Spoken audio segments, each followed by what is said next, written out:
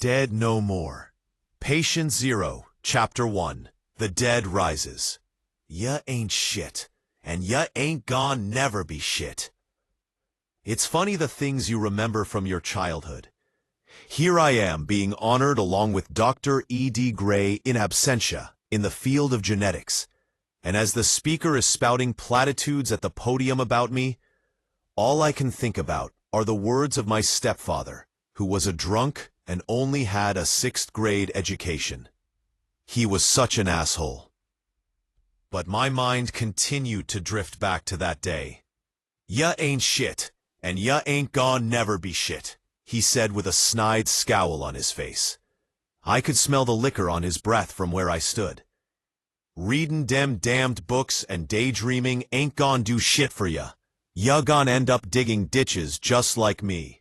I was only 8, but I had a firm grasp, not only on reality, but on my reality. You've never had a dream? I asked. You've never wanted more for yourself? Are you sassing me, boy? He snapped, as he slapped me with the back of his hand. No, sir, I quickly replied, as I caught my face and backed away. The home and the livin' I provide for yo ungrateful ass ain't good enough for you? He screamed as he stalked me. No, sir. I was just curious if you ever wanted to do anything else. What were your dreams? I asked while backing up. He stopped. You could actually see the vein in his forehead throb as he thought about my query.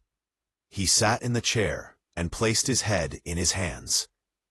I think I wanted to dig dem damned ditches, marry a woman past her prime and raise another man's child? I should have been first. She should have picked me, he quietly sighed. It was as if he was talking to a peer. I had dreams. But dreams don't come true, so stop wasting yo damn time with dem damned books. My stepfather was a drunk. He was a conniving drunk. He verbally abused me and kicked the crap out of me whenever my mom wasn't around. He hated the fact that my dad married my mom and took it out on me every chance he got. I think I reminded him too much of my dad with my mom. He and my dad were friends. They both loved my mom. She chose my dad, and they fell in love and got married. Congenital heart failure due to a defect, claimed my dad. It's the whole reason I chose the field of genetics. I not only wanted to understand why my dad was taken from me, but I wanted to prevent it from happening to anyone else. When he died, my mom was devastated. I think a little part of her died with him that day. The presenter continued. We're here to honor Dr. Marvin Harris for his outstanding achievements in the field of genetics and curative proteins. His approach has defied a number of degenerative maladies and ailments. It is believed that they will lead to cures for diseases such as HIV, cancer, multiple sclerosis, muscular dystrophy, and a host of other medical evils that have beset mankind. Ladies and gentlemen, I present to you Dr. Marvin Harris. 1. Little enzyme artificially added to a protein was the impetus for the reversal of Alzheimer's disease.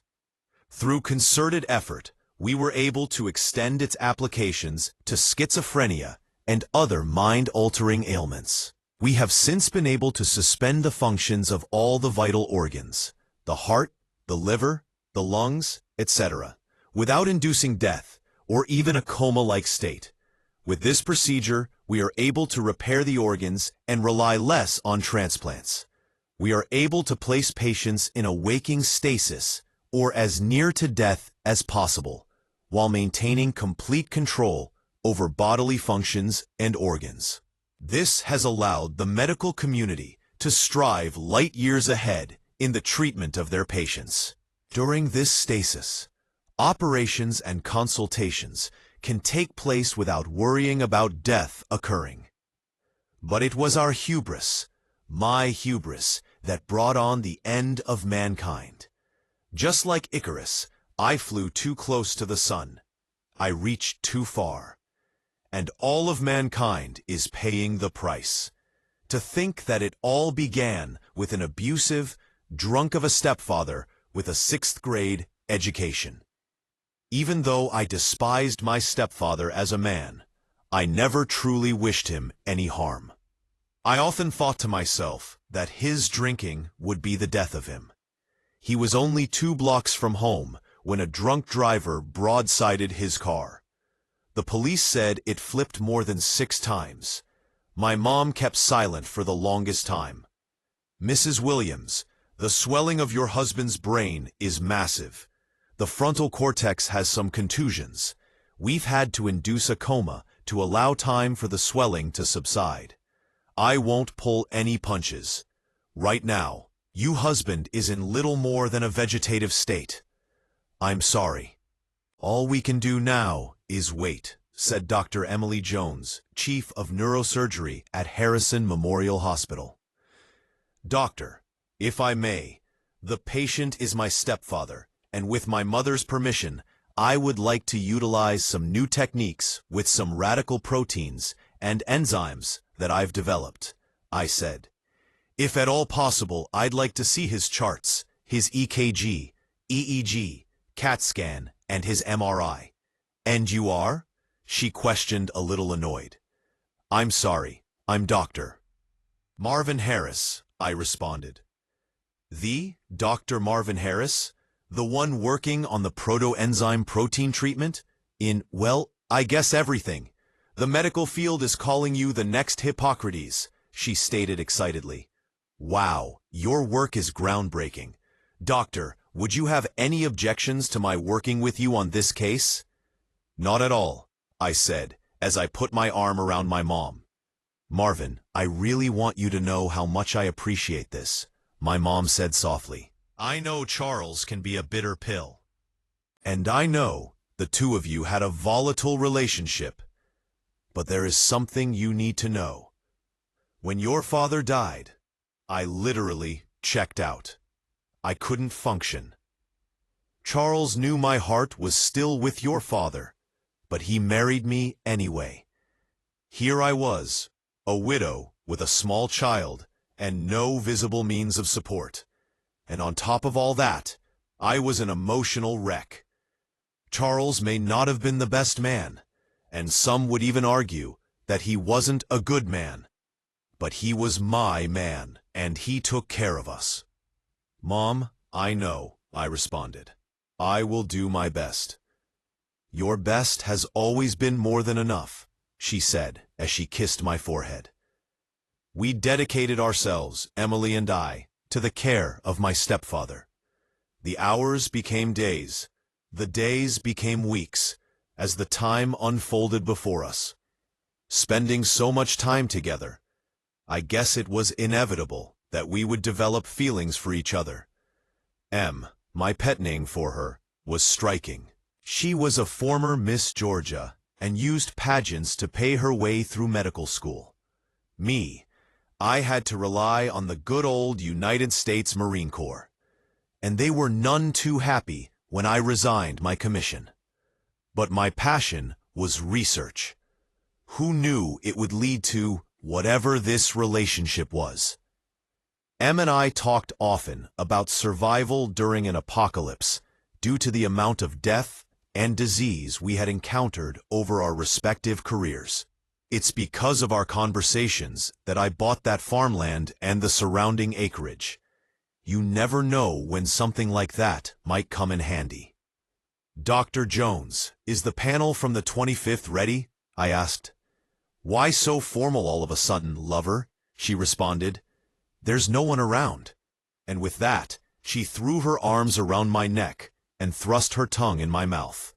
We exchanged a passionate kiss and a warm embrace. "I guess I'm just distracted," I said. "We're so close to a breakthrough. I can taste it." "You sure that's not me you taste?" she asked, a little annoyed with my continued distraction. 6 o'clock, I responded, thinking she had asked the time. I guess it's my own damned fault for getting romantically involved with one of the greatest medical minds well, ever. She smirked. "I'm so sorry, dear. You know you're my heart and the center of my universe. But you know what I'm like when I get a hold of the insolvable problem. I said. The swelling is decreasing too slowly. I think if we attach the enzyme-infused proteins to DNA markers A45 alpha through D666 omega, we will decrease swelling as well as stave off any infections. And there he goes again, ladies and gentlemen, she said with a giggle, as my attention again deviated from romance and back to science. My stepfather had been in his waking stasis for over 6 months now, and we were finally ready to bring him out of it. Who knew that things would go so terribly wrong? We backed down the dosage of the proteins and the enzymes and waited. His heart and lungs resuscitated, but there was very little brain activity. But then the strangest thing happened. He sat up with his eyes wide open. No movement, no words. I thought for sure that his muscles would have atrophied. We attempted to lie him back down, but he resisted us. We adjusted the bed to accommodate his new position and proceeded to strap him down. This result made absolutely no medical sense. At 12:07 a.m., Tuesday, June 15th, 2010, he coded. His heart and his lungs stopped. I had one of the hardest conversations I've ever had to have with my mom. For the second time in her life, she had to hear the words, "Your husband has died." Em and I prepared for his autopsy. I kept racking my brain in an attempt to figure out what went wrong and what caused his death. The autopsy would hopefully reveal some clues.